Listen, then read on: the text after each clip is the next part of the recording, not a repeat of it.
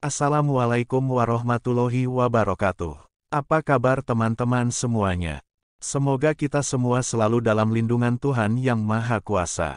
Di dalam video ini, perkenalkan saya adalah asisten dari admin Ana Abrori Channel yang akan memandu kawan-kawan semua dalam belajar membahas soal-soal terbaru dengan kualitas tinggi sebagai latihan tryout seleksi kompetensi teknis tambahan calon ASN Kementerian Agama tahun 2023. Yang akan dilaksanakan pada tanggal 12 Desember tahun ini 2023. Dan perlu kami informasikan bagi teman-teman yang membutuhkan modul terbaru untuk bahan belajar menghadapi ujian seleksi nanti, dapat menghubungi admin di halaman deskripsi. Untuk itu mari kita awali belajar kita dengan berdoa menurut keyakinan kita masing-masing. Kita masuk dengan soal yang pertama. Seorang pemuda yang tinggal di sebuah desa di Indonesia seringkali menjadi korban bullying dan diskriminasi karena agamanya berbeda dengan mayoritas penduduk desa tersebut. Dia sering mengalami perlakuan kasar dan sering diintimidasi oleh teman-temannya. Apa yang sebaiknya dilakukan oleh pemuda tersebut?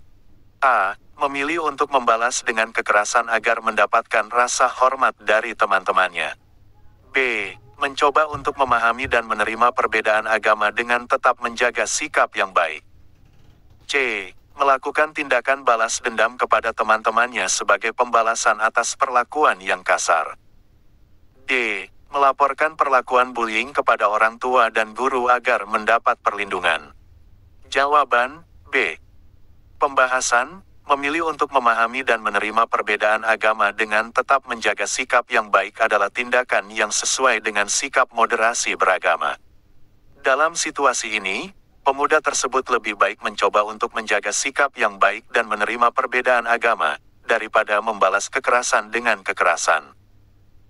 Soal 2. Seorang ibu rumah tangga di lingkungan sekitar sering mendapat perlakuan diskriminatif oleh tetangga-tetangganya karena ia berbeda keyakinan agama. Ia sering diasingkan dan dikucilkan oleh tetangga-tetangganya. Sikap mana yang sebaiknya diambil oleh ibu rumah tangga tersebut? A. Membalas dengan merendahkan dan mengucilkan kembali tetangga-tetangganya yang bersikap diskriminatif. B. Mencoba untuk berdamai dan memperlihatkan sikap toleransi terhadap perbedaan agama dengan tetangga-tetangganya. C. Mencari dukungan dan membentuk kelompok untuk melawan sikap diskriminatif dari tetangga-tetangganya. D. Mengadukan tetangga-tetangganya kepada pemerintah setempat untuk menuntut keadilan. Jawaban B. Pembahasan. Mencoba untuk berdamai dan memperlihatkan sikap toleransi terhadap perbedaan agama dengan tetangga-tetangganya adalah tindakan yang sesuai dengan sikap moderasi beragama. Dalam situasi ini, ibu rumah tangga tersebut sebaiknya mencoba untuk menunjukkan sikap toleransi dan berdamai dengan tetangga-tetangganya, daripada membalas dengan sikap yang sama. Soal 3. Seorang remaja di sekolah sering mendapat perlakuan diskriminatif dari teman-temannya karena agama yang dianutnya berbeda. Ia merasa sangat terpukul dan ingin membalas perlakuan teman-temannya. Apa yang sebaiknya dilakukan oleh remaja tersebut?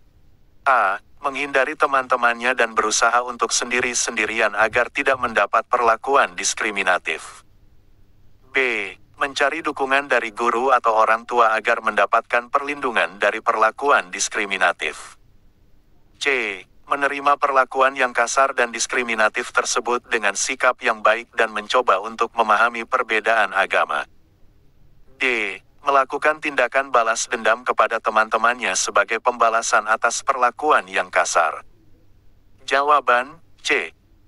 Pembahasan. Menerima perlakuan yang kasar dan diskriminatif tersebut dengan sikap yang baik dan mencoba untuk memahami perbedaan agama adalah tindakan yang sesuai dengan sikap moderasi beragama. Dalam situasi ini, remaja tersebut sebaiknya mencoba untuk menjaga sikap yang baik dan memahami perbedaan agama, daripada membalas dengan sikap yang sama. Soal 4. Seorang pekerja di kantor seringkali menjadi sasaran pembicaraan dan perlakuan diskriminatif karena agama yang dianutnya berbeda dengan mayoritas karyawan di kantor tersebut. Ia merasa sangat terganggu dengan perlakuan tersebut dan ingin membalas perlakuan rekan-rekannya. Apa yang sebaiknya dilakukan oleh pekerja tersebut? A. Membalas dengan melakukan tindakan sabotase terhadap rekan-rekan kerjanya yang bersikap diskriminatif. B. Mencari dukungan dari atasan atau pihak HRD untuk mendapatkan perlindungan dari perlakuan diskriminatif. C. Menerima perlakuan yang diskriminatif tersebut dengan sikap yang baik dan mencoba untuk menjelaskan kebenaran agamanya kepada rekan-rekannya. D. Melaporkan rekan-rekannya kepada pihak kepolisian agar mereka ditindak atas perlakuan diskriminatifnya. Jawaban B. Pembahasan, mencari dukungan dari atasan atau pihak HRD untuk mendapatkan perlindungan dari perlakuan diskriminatif adalah tindakan yang sesuai dengan sikap moderasi beragama. Dalam situasi ini, pekerja tersebut sebaiknya mencoba untuk mencari dukungan dari atasan atau pihak HRD untuk mendapatkan perlindungan, daripada membalas dengan sikap yang sama. Soal 5, seorang pemuda yang tinggal di sebuah kota besar sering mendapat perlakuan diskriminatif dan kekerasan verbal dari teman-temannya karena agama yang dianutnya berbeda dengan mayoritas penduduk kota tersebut. Ia merasa sangat terintimidasi dan ingin membalas perlakuan teman-temannya. Apa yang sebaiknya dilakukan oleh pemuda tersebut? A. Menyuarakan kemarahan dan melakukan serangan balik kepada teman-temannya. B. Menerima perlakuan yang diskriminatif tersebut dengan sikap yang baik dan mencoba untuk mencari dukungan dari orang tua atau guru. C. Melarikan diri dari kota tersebut untuk menghindari perlakuan diskriminatif. D. Mengadukan teman-temannya kepada pihak berwajib untuk memberikan sanksi atas perlakuan diskriminatifnya. Jawaban B. Pembahasan, menerima perlakuan yang diskriminatif tersebut dengan sikap yang baik dan mencoba untuk mencari dukungan dari orang tua atau guru adalah tindakan yang sesuai dengan sikap moderasi beragama. Dalam situasi ini, pemuda tersebut sebaiknya mencoba untuk menjaga sikap yang baik dan mencari dukungan dari orang tua atau guru, daripada membalas dengan sikap yang sama. Soal bagian kedua. 1. Sebagai seorang masyarakat yang menjunjung tinggi moderasi beragama, bagaimana sikap yang seharusnya ditunjukkan dalam menghadapi perbedaan keyakinan? A. Membenci dan mengecam keyakinan orang lain. B. Menghormati dan menerima perbedaan keyakinan. C. Memaksa orang lain untuk mengikuti keyakinan sendiri. D. Menyerang dan merendahkan keyakinan orang lain. Jawaban B. Menghormati dan menerima perbedaan keyakinan. Pembahasan, sebagai seorang yang memiliki sikap moderat dalam beragama, seharusnya kita menghormati dan menerima perbedaan keyakinan orang lain. Hal ini merupakan wujud dari sikap toleransi dan kedamaian antar umat beragama.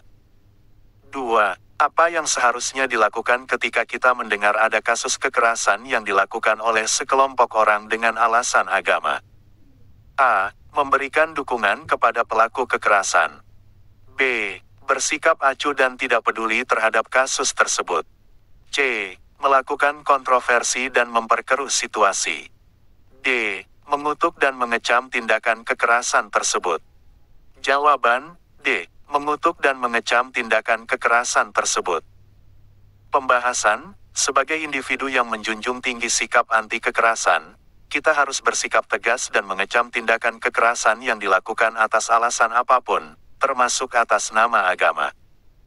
3. Bagaimana sikap yang seharusnya ditunjukkan terhadap individu atau kelompok yang merendahkan atau memprovokasi agama lain? A. Membiarkan dan tidak melakukan apapun. B. Menyebarkan kebencian dan membela diri. C. Menghargai perbedaan dan mencari solusi damai. D. Melakukan balas dendam dan perpecahan. Jawaban C. Menghargai perbedaan dan mencari solusi damai. Pembahasan, sikap yang seharusnya ditunjukkan adalah dengan menghargai perbedaan dan mencari solusi damai. Merespon dengan kebencian hanya akan memperkeruh situasi dan memperbesar konflik. 4. Apa yang bisa dilakukan untuk mencegah terjadinya radikalisme agama di masyarakat? A. Mengkriminalisasi penganut agama tertentu. B. Membubarkan organisasi keagamaan secara sepihak. C. Meningkatkan pendidikan agama yang moderat dan toleran. D. Mengadakan aksi kekerasan sebagai protes. Jawaban C. Meningkatkan pendidikan agama yang moderat dan toleran. Pembahasan, salah satu langkah yang efektif dalam mencegah radikalisme agama adalah dengan meningkatkan pendidikan agama yang moderat dan toleran. Hal ini akan membentuk pemahaman yang lebih baik kepada masyarakat tentang arti moderasi beragama. 5. Bagaimana sikap yang seharusnya ditunjukkan terhadap korban kekerasan yang berasal dari keyakinan agama yang berbeda? A. Membiarkan mereka sendiri dan tidak memberikan bantuan. B. Mengucilkan dan memandang rendah pada korban. C. Memberikan bantuan dan perlindungan sesuai dengan nilai kemanusiaan. D. Menyalahkan dan menyudutkan korban. Jawaban, C. Memberikan bantuan dan perlindungan sesuai dengan nilai kemanusiaan.